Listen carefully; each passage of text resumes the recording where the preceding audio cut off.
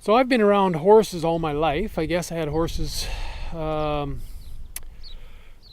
probably started riding on my own when I was about 6, because from grade 1 to grade 3 I had my own horses and I was riding around by myself with no, going off and riding wherever I wanted there, back in Canada, in British Columbia where I live.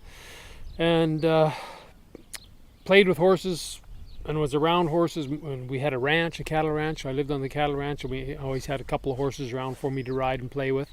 We lived right next to a big river valley, so I could go ride down in the river valley. Every chance we got, I'd go with the neighbor kid and we'd disappear for the day and be off in the wilderness, spending the whole day riding down there. And then during high school and my teenage years, I starting horses for people. They'd bring me horses to start.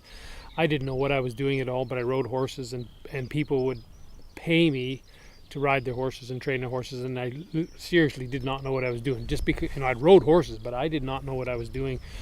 Now knowing what I know, I realize how little I did know. And anyways, they would pay me to ride their horses, and because I could ride them, they thought that was good, I guess. So I did that for till 17, and then I started working for big game outfitters. So in Canada we have a lot of big game outfits, and what that means is a lot of hunters from Europe and the United States would come to Canada, and we'd take them back into the mountains. And in this particular area, hunting area, was 80 miles as a crow flies, so on a straight line from the nearest road. So we'd fly back into there, and the horses are all raised there. The horses run loose in the mountains. Still to this day, the horses are born and bred there in the mountains. No fences, no pastures. They're just loose up there, and every summer we have to go round the horses up. We use the horses for a maximum of 3 months of the year, and then the other 9 months of the year they're just living in the wild, and then we got to go find them again at the end of July, bring them in, and we use them for those 2 to 3 months, kick them out again.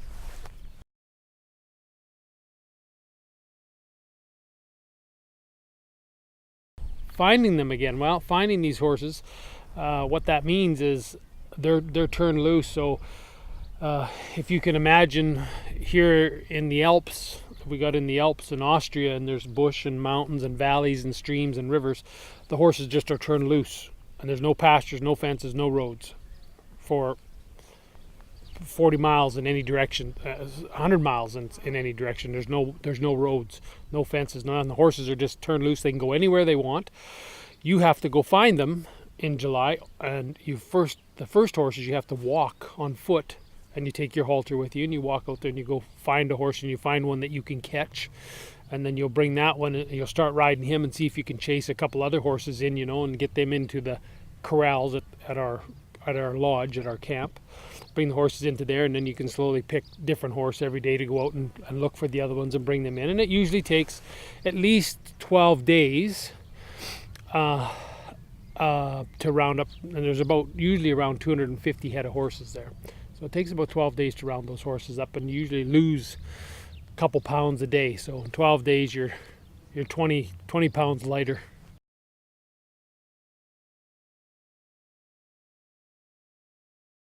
My great uncle was who I went to work for, and he's a true mountain man, and just the way he run things and operated things. One of the stories was, he told us, when I first got in there when I was 17 years old, I'd never been to the mountains before. I never knew the country at all. Never knew that we had to go round the horses up or anything. But once I got there, that was part of my job. And so he said, go find some horses and bring them in. And the rule was, you cannot come back to camp where supper is and where food, where you're going to eat and sleep. You weren't allowed to come back to camp unless you had found horses and you brought them in. So if you went out there and found some and lost them, and they run off on you, because they run off, they don't just come trotting into the king. They take off in every different direction.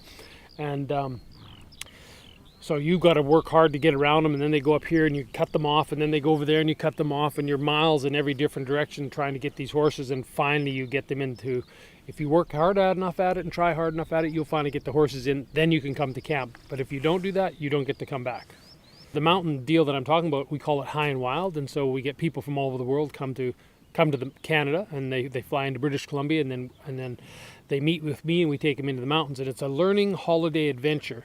So I do the learning holiday adventure in the mountains in British Columbia. I do another one in Costa Rica, and I do another one in Brazil. So both of those are in what November and January that we do those trips. But they're a learning holiday adventure, just like they sound. There's adventure, there's holiday, and there's learning, and they're all different. Everyone's different. The mountain thing, you're like I said, 80 miles from the nearest road.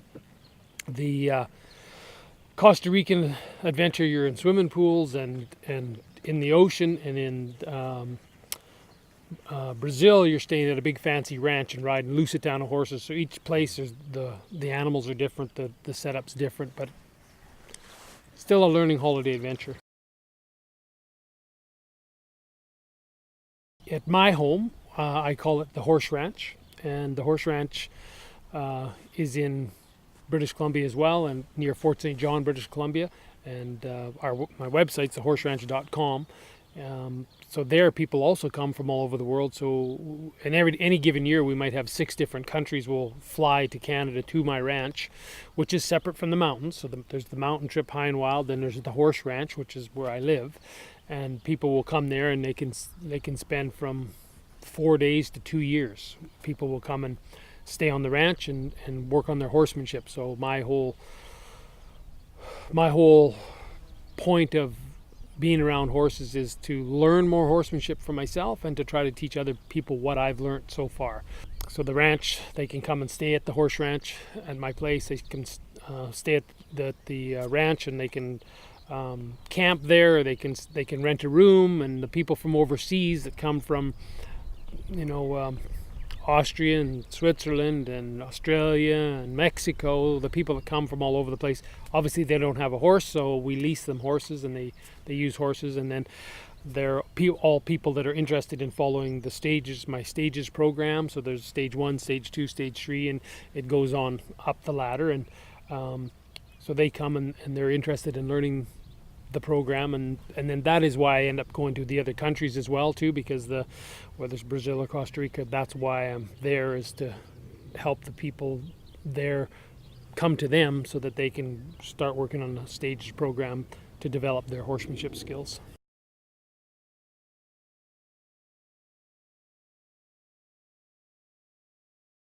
A lot of times people say that there's a difference between Western and English riding, and I would agree. There is a difference between Western and English riding, but there isn't a difference between the horsemanship. Horsemanship is horsemanship because it involves horses and humans, man and horses. So when it comes to horsemanship, which is what I'm interested in and will always be interested in, it doesn't matter what kind of saddle is on the horse. It doesn't matter what kind of clothes you wear. It doesn't matter what kind of hat you have on your head.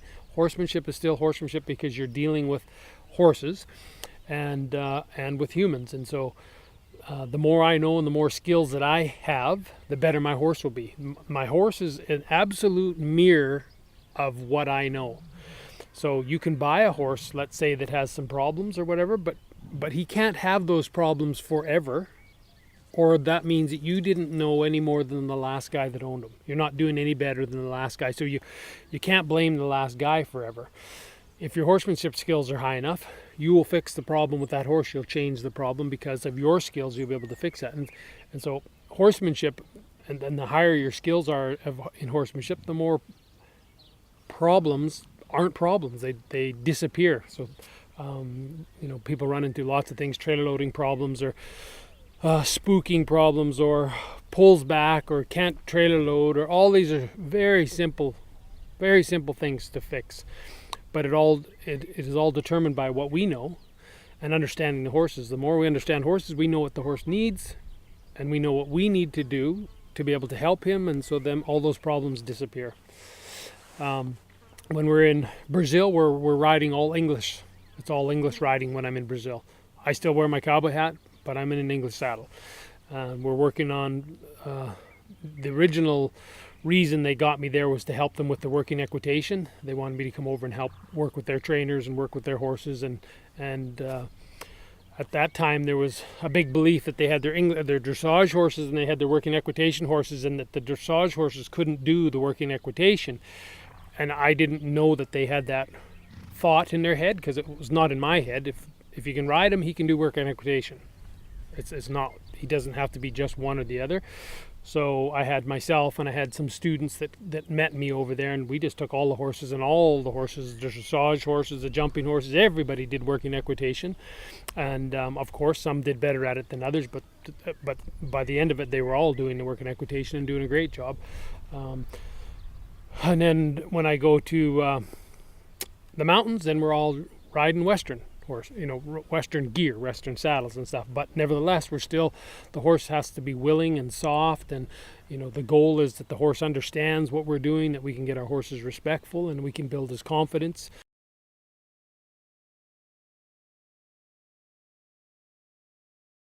The people have to understand how to respect a horse. There's lots of ways to disrespect a horse accidentally. So we're trying to figure out, having hands that close quickly, that's disrespecting of a horse. You might not realize that. You don't even realize your hands did close quickly. People love to pull on horses. That's disrespectful to a horse. So we're born with all these traits, and we're all of us. No matter where I go in the world, and no matter who comes to me from anywhere in the world, we all got these same things. We like to think we're great individuals, and I guess we are individuals in some ways, but there's certain things that we're all born with that get in the way of good horsemanship.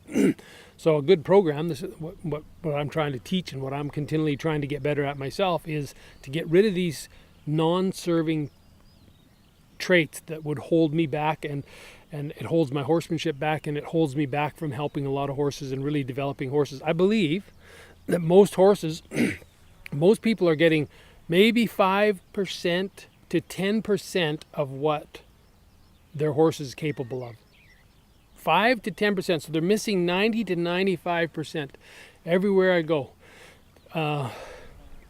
It's unbelievable how much we're leaving on the table. Like the horses are so talented. There's so much, even the most unathletic, worst horse you could ever buy, there's so much stuff that you have not even touched on that horse. It's incredible. The more we know, the more we will bring out. There's a good horse around every tree if you know enough.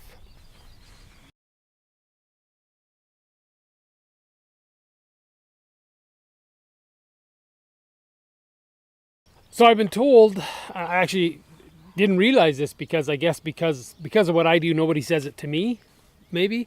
But I've been told that people say, and I guess here in Europe and probably other countries too, but that they say, when I'm finished my competition career, then I'll do horsemanship. And I would say, boy, that's unfortunate. That's really too bad, because good horsemanship will make you better at the competitions. So I compete in all kinds of different events over the years, and still do. And at world, compete against guys that are considered to be the best in the world. So I'll compete on behalf of Canada. And the only reason that I can compete is because of how much horsemanship that I've learned. And I'll often compete without a bit. So I will ride with a rope hackamore or something. I can use a bit, but I kind of want to prove to everybody, it's not what you stick in a horse's mouth, it's what you stick in his mind that makes the difference to what kind of success you have. So I've competed in competitions and won them, and never been in them before. And I was the only person in them that rode with a rope hackamore. And so that's not a brag. I don't mean to sound braggy, but what I'm trying to get across is that it's, if you're not working on your horsemanship, it's really unfortunate, because the amount that you would be missing with horses is incredible.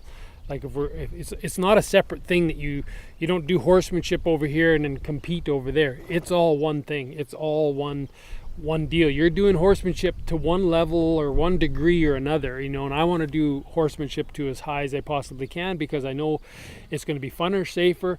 I'm going to compete at a higher level. Everything's going to be better if I get my horsemanship up there. So they're not separate things. You can't just do horsemanship during the week and compete on the weekends. You carry it together. It's all part of the same deal.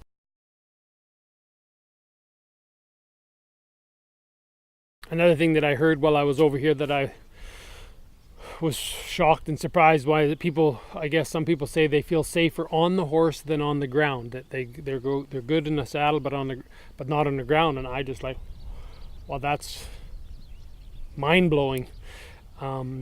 You're kidding yourself if you think you're safe on that horse. If you can't handle him on the ground, you're absolutely kidding yourself if you think you're safe on his back. Maybe nothing's happened yet, but and maybe nothing ever will happen. Maybe you'll get lucky and nothing happened, but it's not because you're safe. It's just because you happen to manage to, the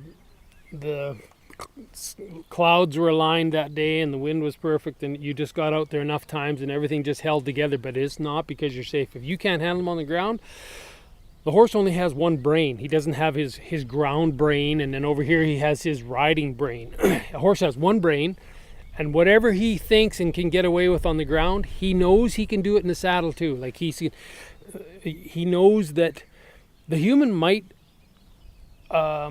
think that they're safe, because they feel that they've got control of them, but you really don't. And if you don't have control of them on the ground, it's all part of the same thing.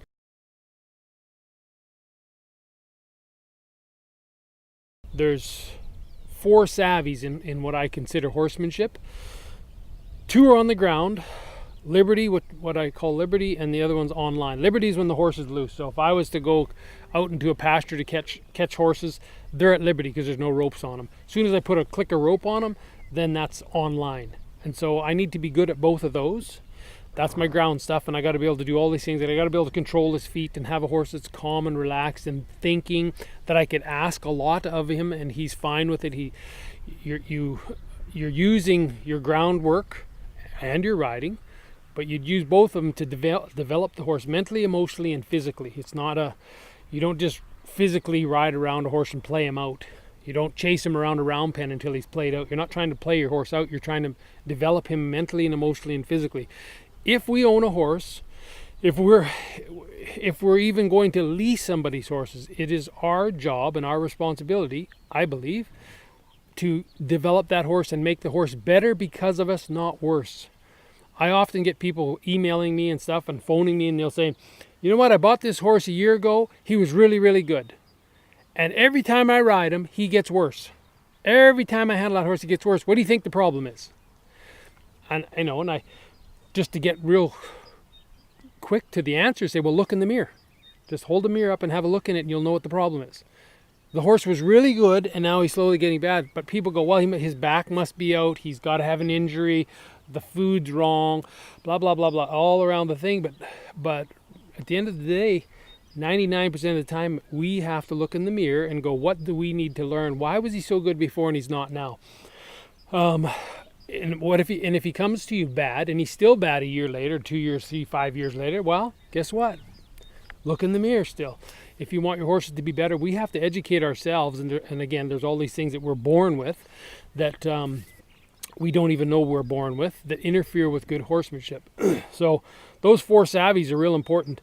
And a horseman possesses a high level of each one of those 4 savvies. You can't just be in the saddle. You can't just be on the ground. What I would consider a horseman anyways. You can't just be, I'm really good in the saddle, but I can't even lead my horse. I can't load him, but I'm really great in the saddle. Okay, so you might have 1/4 of a full deal. You're 25% out of 100 is what you got going on. So I believe to be a horseman, your liberty has to be at a high deal. Your online has to be high. Your freestyle riding, where you ride on a loose rein or nothing on the horse's head at all. And then your riding with contact. all 4 of those areas have to be developed. You need to learn all those 4 areas, and your horse needs to learn with you as you go along. And then once you've done it with 1 horse, now you need to do it with 100 horses.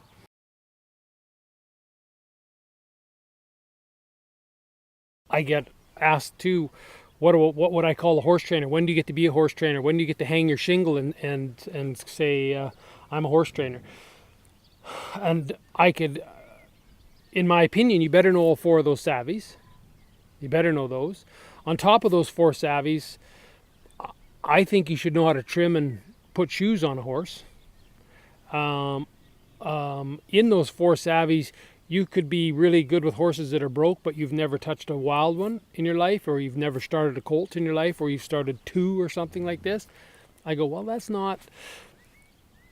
There's people out there in the industry that have started 400 or 500 horses. That would be a good person to start there.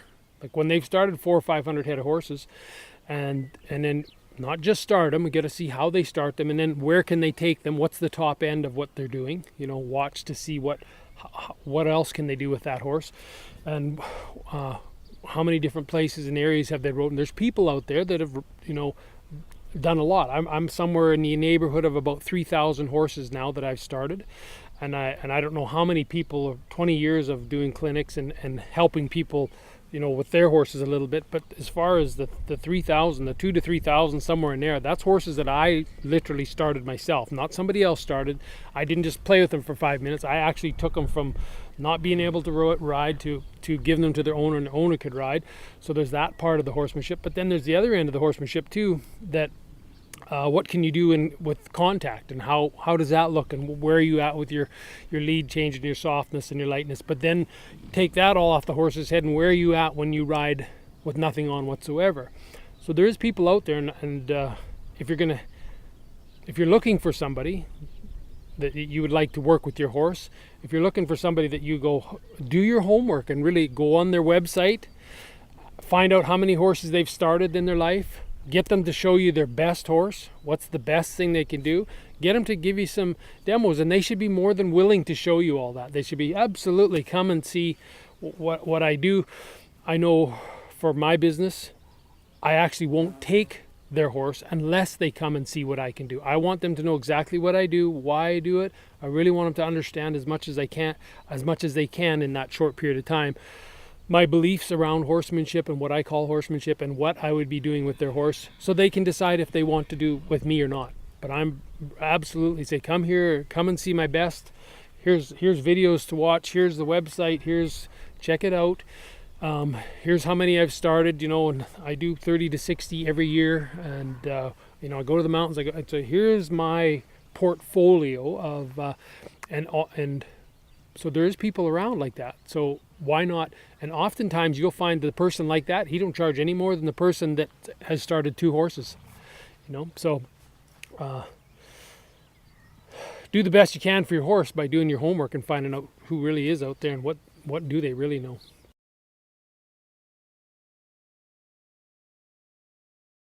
Another question that I get asked once in a while, not near enough, I don't think. And actually, people asking me like, who should get to train their horse and whatever. I don't get asked that question enough either. I think people should be a lot more serious. When you want somebody to start your horse, it's not by the kid down the road with the hard head, or somebody that's real sticky and can stay on a horse. They really have to. When you start a colt or start a young horse, the start isn't something we say. It's not something. It's everything. You can literally take a horse and do a messed up job, and now nobody can handle him, and he gets sold for meat. And that exact same horse started differently would be a superstar. So there's so many horses that are thrown out because of how they've been handled. Again, that's our responsibility to educate ourselves enough to know what are we supposed to be doing. Don't just keep blaming the horse. So the other question that I get asked is, if I was going to board my horse somewhere, what should I look for in a facility? Whoa, my goodness, that's a big question itself. That's a book. But I'll try to shorten it up. The mental, emotional, and physical health of a horse is super important. It's our horse, so a good portion of that is our duty to do. But if you're got to board a horse and he's going to be in a box stall year in or day in and day out, 7 days a week.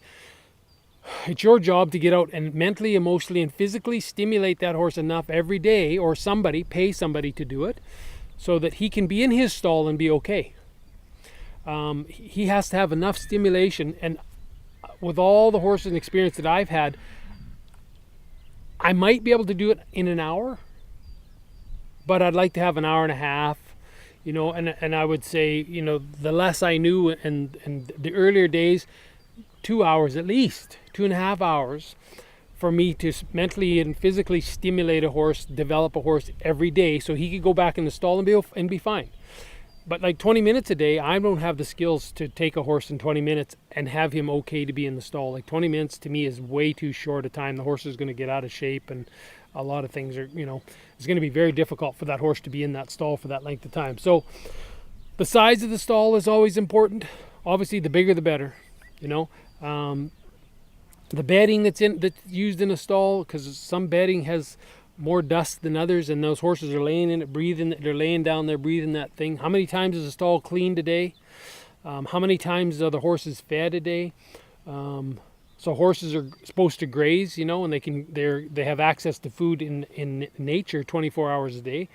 And so when we're feeding them in stalls, you should keep putting hay in there, 3 to 5 times a day. Put a little bit in there, and so they can nibble all day long. They're designed to have food in their stomachs all the time for the acid to break down the food and stuff. And when they go for 3 hours or more without food, they're starting to get ulcers, and then more stall problems happen. The perspective, I guess, of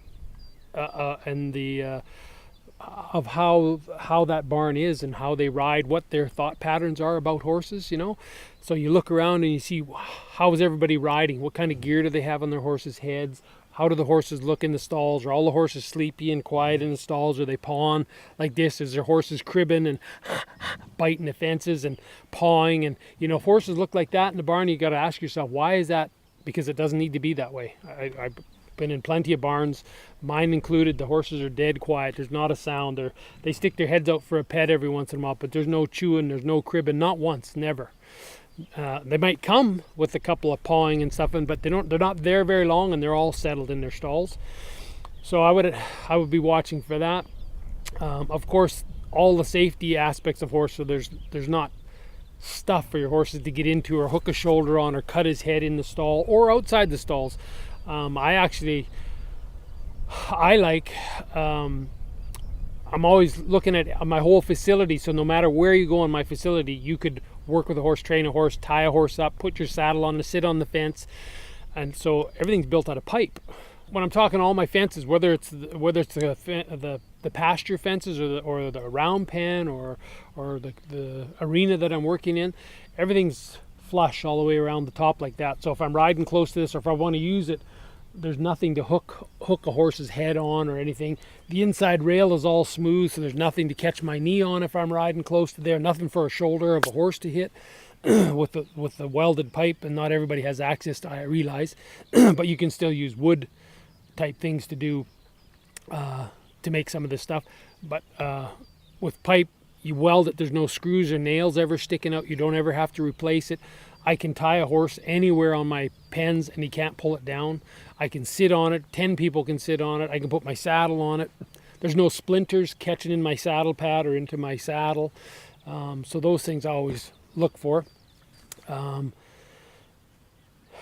Actually, uneven, unlevel ground in pens is great. Even in my big, I've got a 300 by 300 working pen that I train in, and even it is rolling in it. So there's an area that's a little bit flatter, but the whole overall pen has got a big rolling swirl to it, because I'm trying to develop horses, not make them worse. I'm trying to make them better. So even something like making a corral perfectly laser leveled and perfectly smooth, while I'm actually making my horse less than what he could be. He needs to be able to work and do stuff on uneven ground. That would be natural for a horse.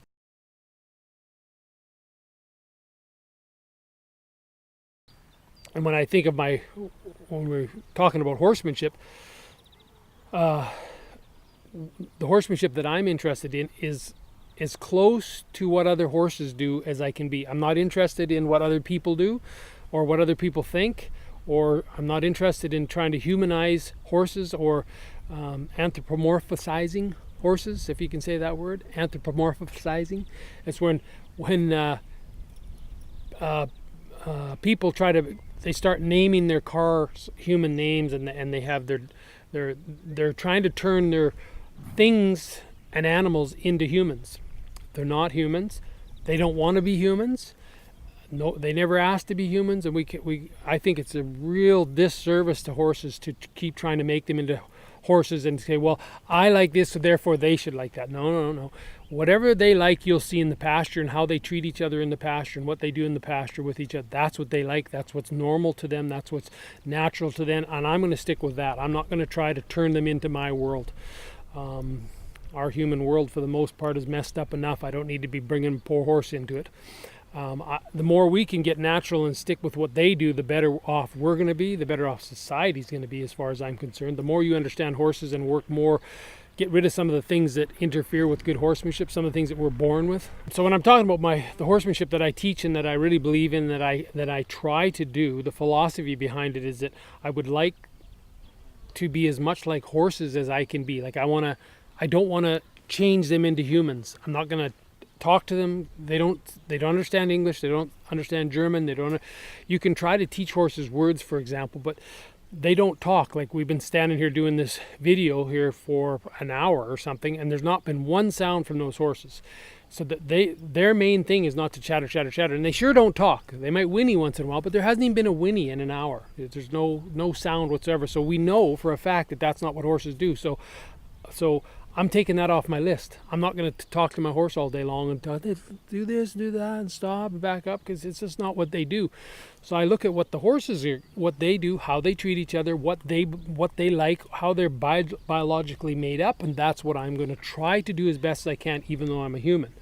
I'm going to use phases when I work with my horses, and they learn by the release when the pressure goes away. So, anyways, you put all these things in, and I know, teaching after 20 years and working with so many horses, I know that feel and timing is two of the most important things in a horse's world. There's nothing more important to a horse than feel and timing, and your feel and timing is not going to be any good unless your knowledge of horses is good. You have to understand what the why behind things in order to have the proper feel and timing for that situation. And there's nothing a horse likes better than that. It makes him comfortable. It makes him confident, makes him smarter. They really appreciate feel and timing. People figure crunchies more, give them some more food, but you'll never see one horse feeding another horse a mouthful of grass. It doesn't happen. They won't say, if I give you this mouthful of grass, would you go over there and do that for me? It doesn't happen, so I'm not going to do that. And it's real easy to fall into the trap of what other humans want you to do or expect you to do. But I'm going to suggest that you just try real hard to just do what horses do, and don't try to turn them into humans.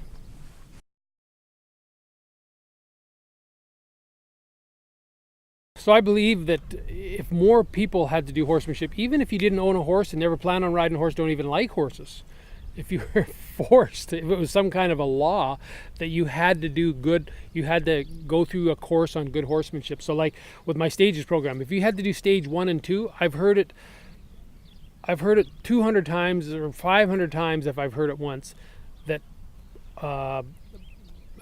people say the relationship is better with their family and their children. People say that they run a better business, they're better managers. People say they're better employees just by working on good horsemanship, like, there's all kinds of horse stuff. But when you're truly trying to do what I'm trying to explain here, it changes who you are for the better. And I believe that if all of society had to do it, like I said, even if you're not going to have a horse, I think that we'd have a better society. I really think we'd understand things from a whole deeper level and deeper understanding. And I think the world would be a better place.